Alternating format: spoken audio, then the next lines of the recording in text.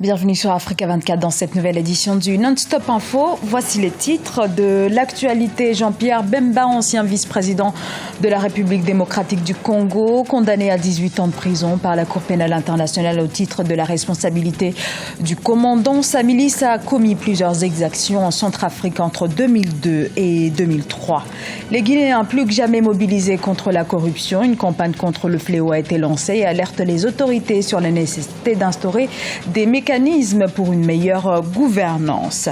L'Union économique et monétaire ouest-africaine existe depuis 1994. Son objectif premier est l'intégration économique des États membres à travers le renforcement de la compétitivité des activités économiques. Quel bilan après 22 ans de mission? Réponse à suivre. Mais tout d'abord, la Centrafrique où la tension est en train de retomber dans la capitale Bangui suite à la libération ce mardi de 6 policiers pris en otage depuis dimanche par un groupe d'autodéfense du PK5. Cette libération a eu lieu grâce à une médiation menée par des personnalités centrafricaines et par la MINUSCA, la mission de l'ONU en Centrafrique. L'ex-vice-président congolais avait été reconnu coupable de crimes contre l'humanité, de crimes de guerre en Centrafrique entre 2002 et 2003. La peine est tombée ce mardi à la CPI et c'est la plus lourde jamais énoncée par cette juridiction. La CPI a en effet tenu compte des circonstances aggravantes concernant les viols et les pillages commis par les miliciens du mouvement de libération du Congo en Centrafrique. La Cour considère que Jean-Pierre Bemba n'a rien fait pour les empêcher. La sentence est tombée. L'ancien vice-président congolais Jean-Pierre Bemba est condamné à 18 ans de prison par la Cour pénale internationale. Jean-Pierre Bemba est reconnu coupable de crimes contre l'humanité et de crimes de guerre commis par ses troupes entre 2002 et 2003.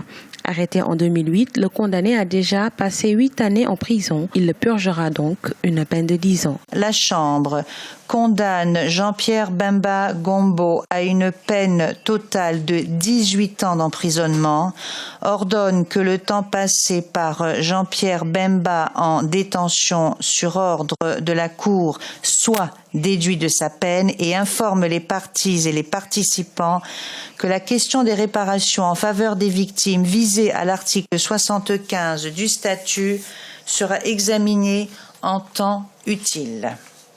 Le 20 juin, la veille de l'annonce du verdict du procès, les avocats de la défense ont interjeté appel contre le premier arrêt de la Cour pénale internationale rendu en mars 2016. Selon les analystes, Jean-Pierre Bemba pourrait être placé dans une autre prison hors des Pays-Bas en attendant l'issue d'un éventuel appel contre la peine prononcée ce 21 juin 2016. Par rapport aux faits, si on ne conteste pas sérieusement les faits, il me semble qu'il sera difficile éventuellement de revenir sur la peine.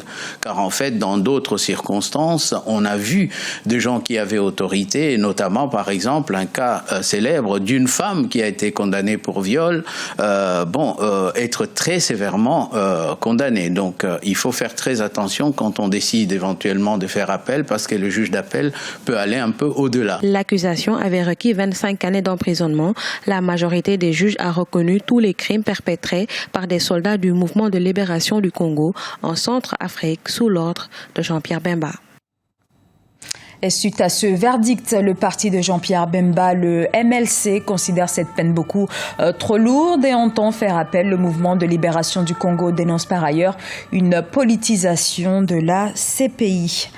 Justice toujours, et cette fois au Niger, avec l'arrestation d'Abdullah Moumouni Ousmane il y a quelques jours. Cet activiste a été arrêté après une publication sur les réseaux sociaux d'un message dans lequel il dénonce l'incapacité du gouvernement à combattre le terrorisme. Son avocat pointe, je cite, une interprétation tendancieuse de ses propos. L'ouverture du procès de l'activiste est très attendue.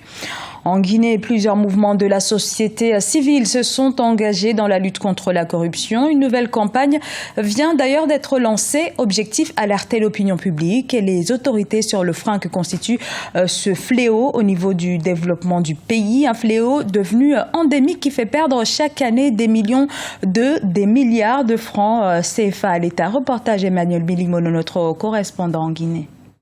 La société civile guinéenne s'engage dans la lutte contre la corruption et la malgouvernance. La plateforme des citoyens unis pour le développement PQD et le réseau des cellules de veille citoyenne CVC s'élèvent contre ces fléaux qui affectent la gouvernance dans le pays. Le mouvement Stop vise à interpeller les gouvernants sur les conséquences de la corruption et de l'impunité sur les populations, notamment les jeunes et les femmes. Il identifie principalement la gabegie, l'impunité, le détournement, l'injustice et la corruption comme les principaux maux à combattre.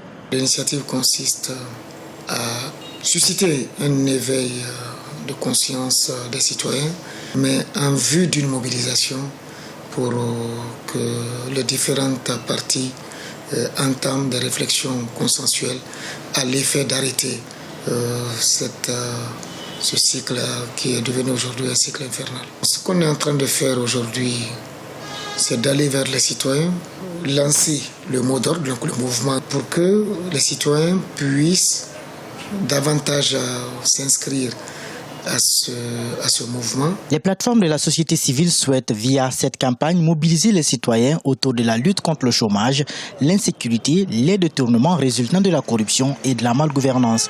Elles fonctionnent dans un premier temps selon le principe de la pétition à travers tous les canaux de communication et d'information. La campagne va ensuite s'étendre autour d'autres axes tels que des débats autour de certains cas avérés de corruption ainsi que des dénonciations.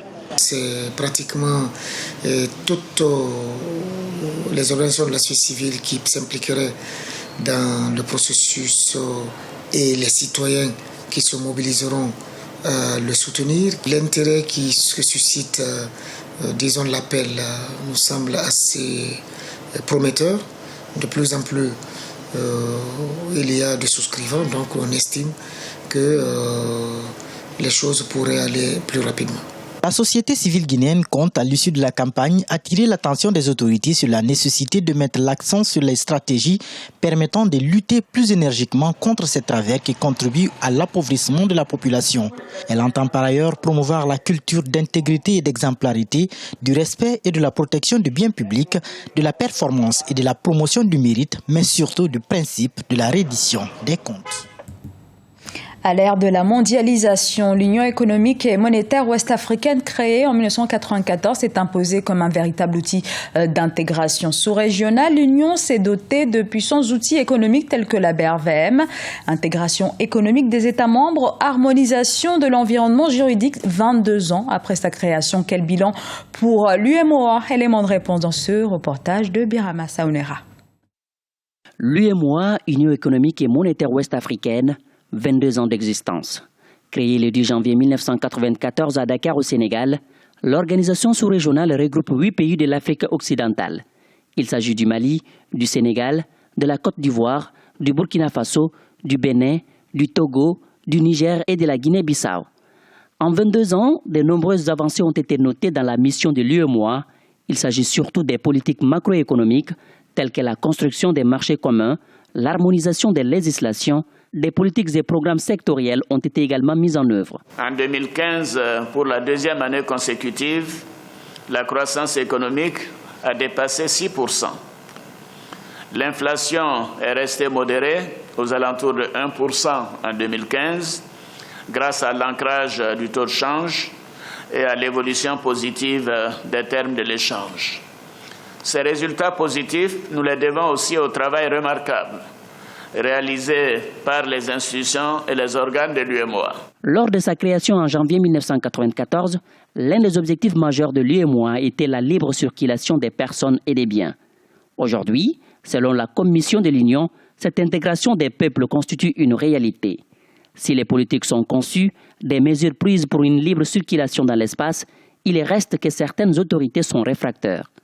Ainsi, l'UMOA a mis en place dans chaque pays une structure d'éveil pour une bonne application des règles par les États membres. Sur le terrain, comme je vous le disais au préalable, il était nécessaire, maintenant que les politiques sectorielles communes sont en place, il était nécessaire de venir maintenant suivre tout ce qui était fait. Ça veut dire que nous sommes venus, nous avons pu sensibiliser les administrations et les populations à ces réformes. Aujourd'hui, nous voyons que le taux de transposition des directives a augmenté. Et les réformes aussi sont mieux mises en œuvre ici. Toutefois, des défis restent à relever pour renforcer cette intégration sous-régionale. Il s'agit, selon les observateurs, d'assurer la sécurité alimentaire des populations et la réalisation des infrastructures dans l'espace UEMOA. Le renforcement de la sécurité constitue aussi l'un des défis majeurs pour assurer la stabilité au sein de l'Union pour l'exercice d'une activité économique de qualité. C'était le journal de la rédaction. Merci de l'avoir suivi. Dans un instant, une nouvelle édition de l'information sur Africa 24.